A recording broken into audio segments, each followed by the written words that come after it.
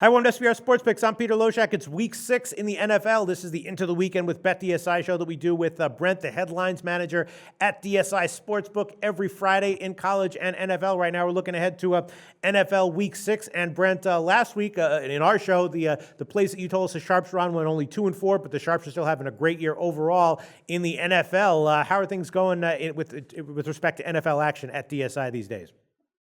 No, everything is going quite good. I mean, the thing is, like, even when the Sharps, don't do well, we tend to do all right. And when the Sharps do well, we tend to do even better. So obviously we're in a good spot in terms of the side of the counter we're on.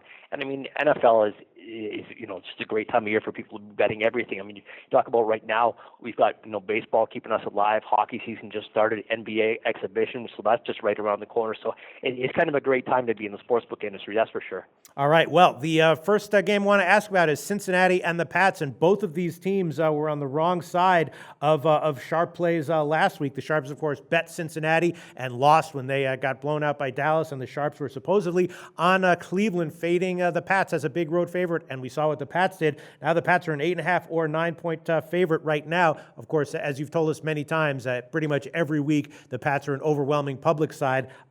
Did the Sharps touch this one? Couldn't even hazard a guess. What can you tell us, Brent? Well, let's just remember when you said that the Sharps were supposedly on Cleveland last week. Yes. You be careful with your words as of there, Friday. Peter. the Sharps are, just because the quarterback got hurt and the clipboard Jesus, Charlie Whitehurst, has to come in. Let's not drag them under the bus. They probably couldn't have foreseen that. Sure. This game, I mean, Cincinnati's at New England. New England's a 9-point favorite right now. No surprise at all that I've got like a wager count of almost 5-1 favoring New England, at all. My money's only about 2-1 favoring them because Cincinnati's, a team that gets respect, obviously. The Patriots, I mean, I don't know where it is with them and the injury reports and stuff like that. They've got like 10 players listed as questionable right now. I mean, like Blunt is questionable, the running back. Edelman is questionable. Martellus Bennett is questionable. Gronkowski is questionable. It's just like, you can stop with all these questions. I mean, Gronkowski played the full week last week. Bennett had like 3 touchdowns last week. I mean, they say he has an ankle injury. I mean, he too many dances in the end zone. I don't get all this questionable stuff. So we're turning the page, kind of based on the impression that New England's going to be fine and healthy. We're sitting as a 9-point favorite. And again, I don't have really sharp action involved in this game, like at all, which is kind of surprising.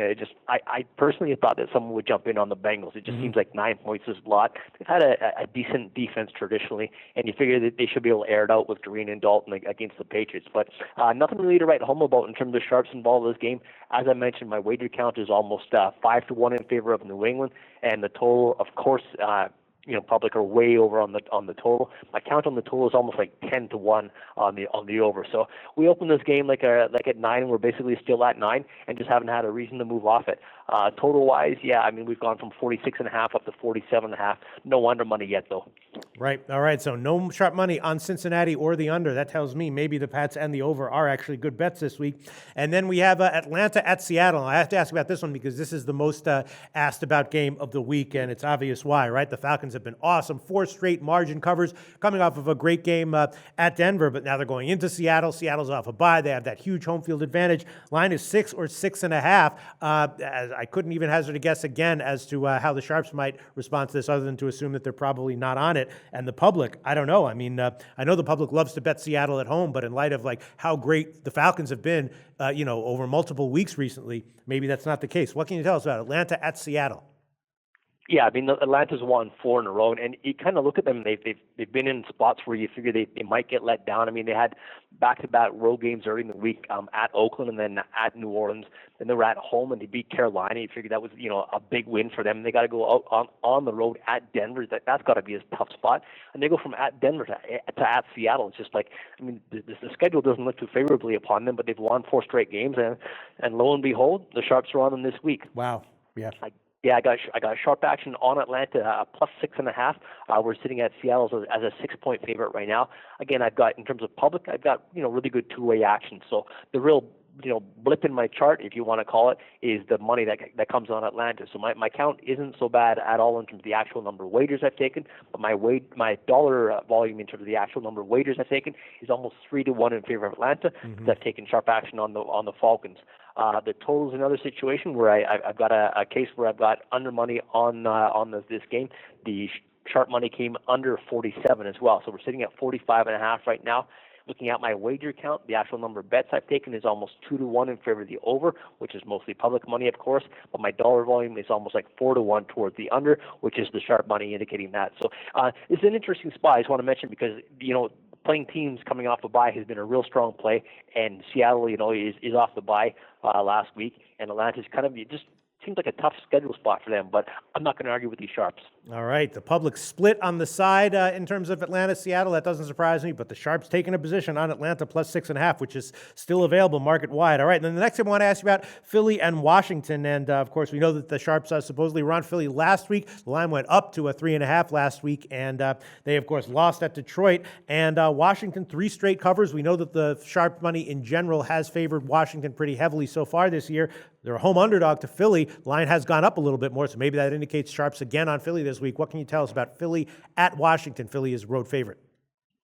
That does indicate sharp action, Peter. Yeah. We did get sharp action on the Eagles. That came in at -2.5. Right now, I have the Eagles as a 3-point favorite on the road at Washington. My wager count in favor of the Eagles is almost 2-1. My money's about the same, about almost 3-1 in favor of the Eagles. So I've got sharp action on the Eagles. I've got kind of public action on the Eagles as well, and we've gone from 2.5 to 3, and nothing really notable back on the other. Sometimes I look for the pseudo sharps to come back the other way, but I haven't even seen that yet on the Redskins. But excuse me, 2.5 minus 110 was definitely the sharp play on this one. Looking at the total, you can just press rewind and hit play again. A lot of over money, all public money. My count's like 8-1 in favor of the over. We're sitting at where are we at now in this one? 44.5 right now. Excuse me, the first hits came around 44. We did go up to I think it was like 46. Took up some bets back the other way. Not sharp bets though. So I've got mostly. I'm going to say it's about 8-1 my wager count on the over, and the money's about 5-1 on the over right now. So no surprise in terms of the public betting the over. But the Eagles were the sharp play, even though they're on the road at Washington. All right, the sharps going with the Eagles once again as a road favorite. Brent, what can you tell us about other notable action from around NFL Week 6? Other notable action will be the Giants at home to Baltimore. I have sharp action on the Giants. I've got a couple, 2 different sharps involved in this game. -3 even money, -3 -05. And another guy came back for a second helping at -3 -115, all on the Giants. So I have heavy sharp action one way on the Giants. That line was 3 minus like 115, -120 yesterday. We're sitting at 3.5 right now. So the Giants at home as a favorite, they're sitting at 2 or 3, and I guess kind of like with the Eagles and Washington playing each other, the Giants have to win this one to kind of to stay in line with the rest of them. And Baltimore, and we talked about them earlier this season, how they looked like they had kind of a cushy schedule to start out when they were 3-0. Now they've lost 2 in a row. So sharps are on the Giants. Like I said, that was -3 even money, -3 -115 was as high as they went. But I've got a couple different sharps on the Giants. So it's always I like to look at cases where I've got more than one sharp guy on the same side. Another game where it's just, I got to tell you, because the sharps bet it, but if you don't bet it, I wouldn't blame you. Miami. Pittsburgh at Miami. Oh, I knew it. Wow. All right.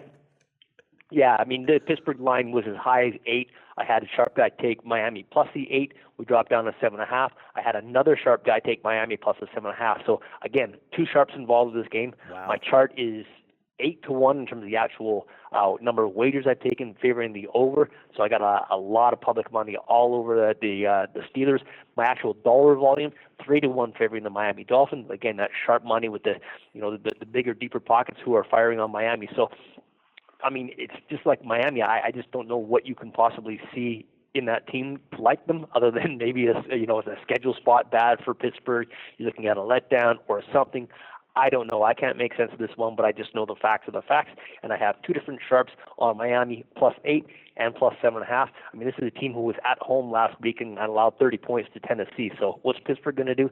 I don't know. Like I said, I just got to report the news. I don't make it up. Yeah, I like the coach of Miami. It's just they're one of these teams that's just been. It feels like they've been perennially a money loser for sharps and the public going back a bunch of years now.